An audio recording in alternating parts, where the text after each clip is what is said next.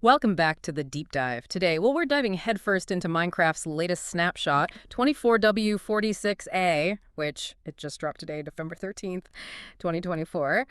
And, This isn't your average patch. oh no, We've got everything from, you know, quirky bug fixes to some seriously deep technical changes that could shake things up in a big way. you're not kidding. The patch notes alone are a wild ride. Okay, so let's unpack this, starting with the one that caught my eye immediately. Wither skeletons have apparently decided bows are out of fashion. It's interesting, isn't it? They're going for a more Mm. hands-on approach now. And I think that's going to change the whole Nether Fortress experience for players. Right, no more kiting them from a distance.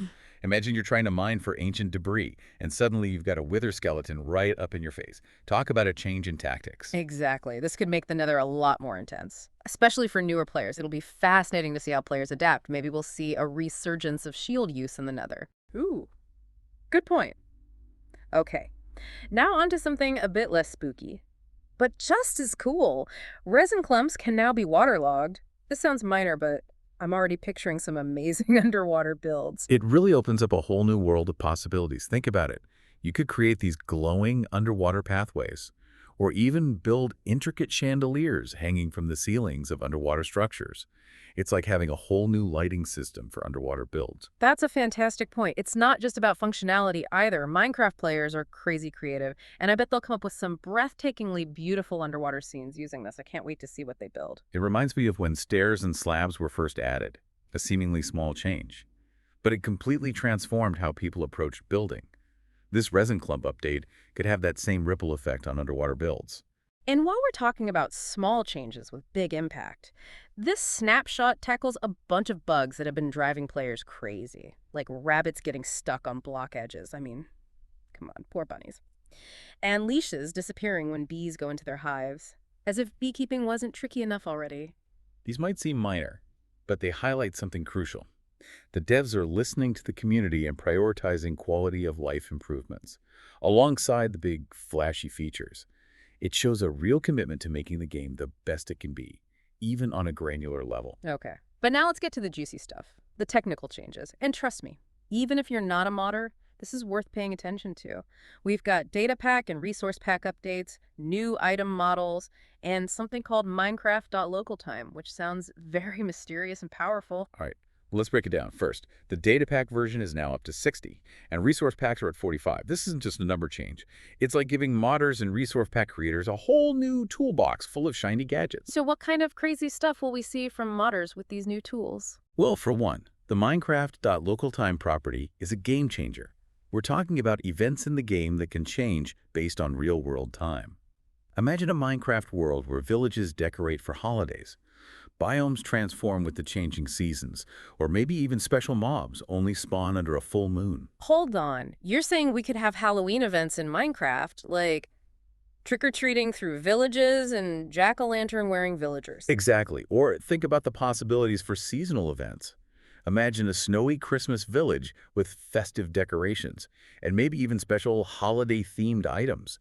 The potential for immersive experiences is huge. Okay, now that's what I call a deep dive, and it all comes back to this Minecraft.localtime thing. Wow, you're right, this technical stuff is definitely worth knowing about. Even if you're not a modder yourself, it gives you a whole new perspective on what's possible in Minecraft. Absolutely. It's all about expanding the possibilities of what the game can be, both for players and creators. All right, I have one more question before we move on. I was looking through the bug fixes, and some of these are downright hilarious, like the one about Stray. Bogged. And wither skeletons holding their bows incorrectly. I'm picturing a whole army of skeletons trying to figure out which end of the bow is up. Well, even in a game as massive as Minecraft, the small details matter. Fixing those visual quirks might seem minor, but it's a sign of the devs' commitment to polish and attention to detail. Plus, it's a good reminder that even the most fearsome mobs have their clumsy moments. It's a testament to their dedication to constantly making the game better, even when it comes to the little things. Okay, so we've covered combat changes, underwater building, and even time-traveling mobs. But this snapshot, it isn't done with this yet. There's more. There's definitely more, and some of it goes even deeper into the heart of the game's mechanics. For example, creaking sounds are getting a little more persistent. Now they stick around even after you reload the world. Seems like a small thing. But It makes a big difference for immersion. Before, that sudden silence when you reloaded the world, it always felt a bit jarring. Now, Yeah. The world feels more consistent, like it's truly alive and breathing, even when you're not looking. It's like they're adding another layer of realism, almost like a subtle environmental storytelling element. Speaking of realism, creaking hearts themselves, they got a durability boost. They're twice as hard to mine and blast now. Which makes sense. Given how important they are to the ancient city experience, they're not just some random block anymore. They're a key part of the lore and atmosphere. So making them a bit more challenging to obtain, it adds to the feeling that you're really uncovering something valuable and ancient. I'm also curious about the change to resin sounds. They've been softened, which seems like a tiny detail. Our ears will thank the devs for that one. The old resin sounds, they were a bit harsh, especially if you were working with a lot of them. This just makes for a more pleasant and immersive soundscape. It's those little touches that really elevate the whole experience. Speaking of resin, remember those resin clumps we talked about? The ones that can be waterlogged now? Well, placement has been improved too. You can now stick them onto any full face of a block, which is going to make building with them so much easier. It's a small change that makes a world of difference for builders. No more fiddling around trying to get them to stick in just the right spot. This really opens up creative possibilities, especially with the waterlogged option. All right.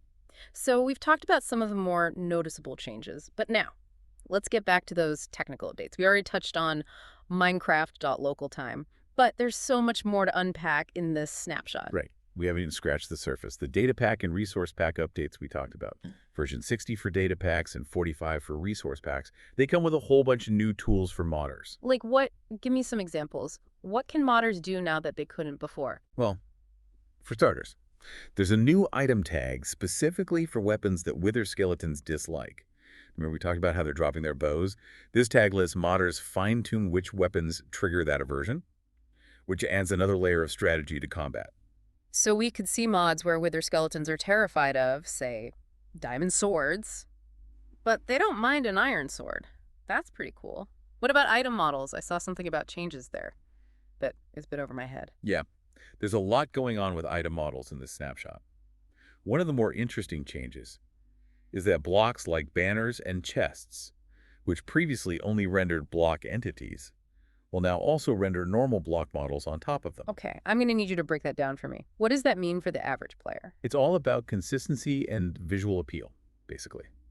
These blocks will now look more like other blocks, such as bells and enchantment tables, especially when viewed from certain angles. It's a subtle change, but it just makes the game look more polished and unified. So it's all about these visual details. What else is new in the world of item models? Well, there's some exciting changes to the Minecraft.special item model type. They've added new fields for textures and sign types, which gives modders way more control over how items and blocks look. Ooh, that's interesting. So we could see custom signs with completely unique designs and textures? That would be amazing for adding personality to builds. Exactly.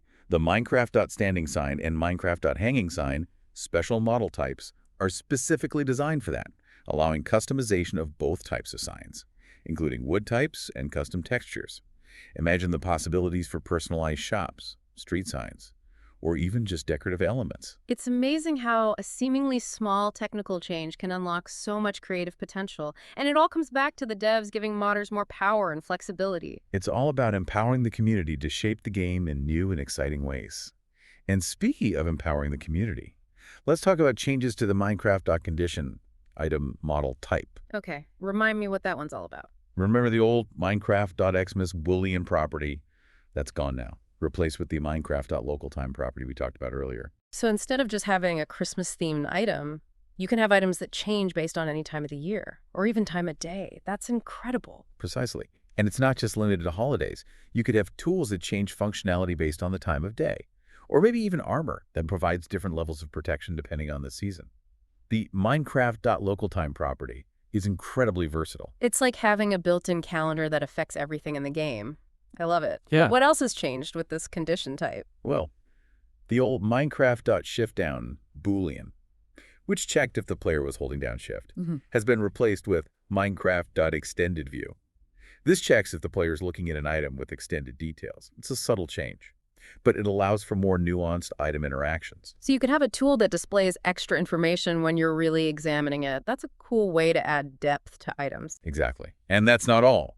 They've also made changes to Minecraft.has component, which checks for specific component values on an item. They've added a new Ignore Default field, giving modders even finer control over how item models interact with components. It's getting pretty technical, but it basically means more options and possibilities for modders. It sounds like they're really giving modders the keys to the kingdom with these updates. They are, and that's a good thing. The more powerful the modding tools are, the more amazing custom content we'll see for everyone to enjoy. Speaking of which, there's also a brand new property called Minecraft.KeyBindDown. Okay, that one sounds interesting. What does it do? It checks if a specific keybind is currently active. So, for example, Yeah. you could have a sword that glows when you press the attack button. Wait, seriously? That's amazing. Or imagine a shield that changes color when you block. The possibilities are endless. It really feels like they're taking item interaction to a whole new level. What else is new in this technical treasure trove? One last addition to mention is the Minecraft.Holder type property.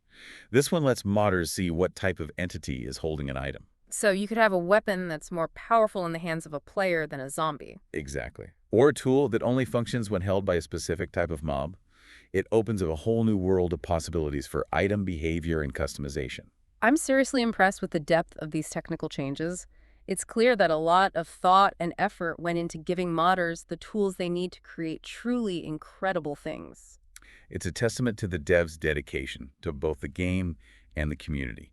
They're constantly looking for ways to improve the Minecraft experience, both for casual players and dedicated modders. And with that, we've covered just about every major change in this absolutely packed snapshot. We've seen combat overhauls, underwater building innovations, and a whole suite of powerful technical updates. But we're not done yet. There's always more to explore. Exactly. We've got, well, remember those visual glitches with Yeah. exposed copper bulbs having weird pixels? Yes. That was a bit of an eyesore for some players. It's good to see they've polished that up. Even the smallest details deserve attention. Speaking of details, some bundle textures were also causing trouble. There were contrast issues with dark blocks, missing pixels in the open bundle texture, and inconsistencies between the blue and red open bundles compared to the other colors. It sounds like a visual overhaul was in order for bundles. Mm-hmm. It's great that they're ironing out these inconsistencies. It makes for a more cohesive and visually appealing experience. And it wasn't just the look of the bundles. Apparently, they could sometimes get stuck in the open state when taken out from saved hotbars. That must have been frustrating. Definitely not ideal. It's these quality of life improvements that really show the developers are paying attention to player feedback, even for seemingly minor things. Oh, and here's one that will make stonecutter enthusiasts rejoice. Clicking the selected recipe a second time in the GUI.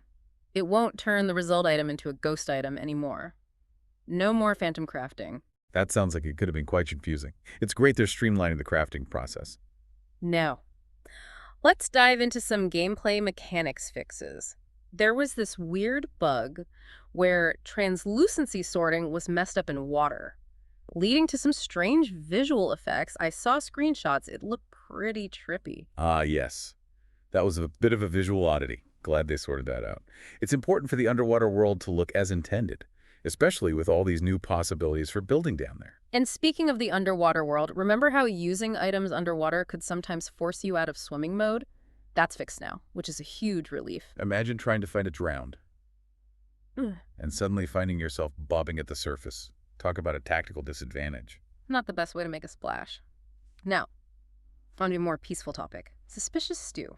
Apparently, Eye Blossom and Azure Bluet were giving different durations of blindness. That's been standardized now, so no more inconsistency there. It's all about balance and clarity. Players should be able to predict how different ingredients will affect their suspicious stew. Okay, this next bug fix is a bit more whimsical.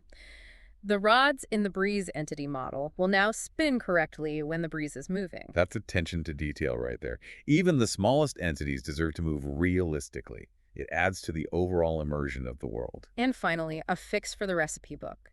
The icons will now properly indicate if an item has multiple recipes. No more hunting through the book trying to find that one elusive recipe. It's all about making crafting more intuitive and user-friendly. The easier it is to find the recipe you need, the more time you can spend on the fun part, building. Speaking of building, remember all those cool new things you can do with resin clumps? Well, they fixed a couple of oversights with those two. First, resin bricks can now be used in smithing tables, which makes sense. It was a bit strange that they were excluded before.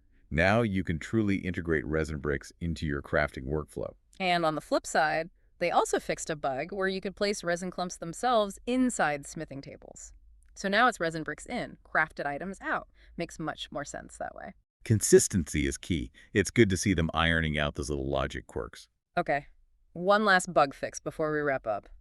And this one's for the bees. They won't get poisoned when touching closed-eye blossoms anymore. Good news for our buzzing friends.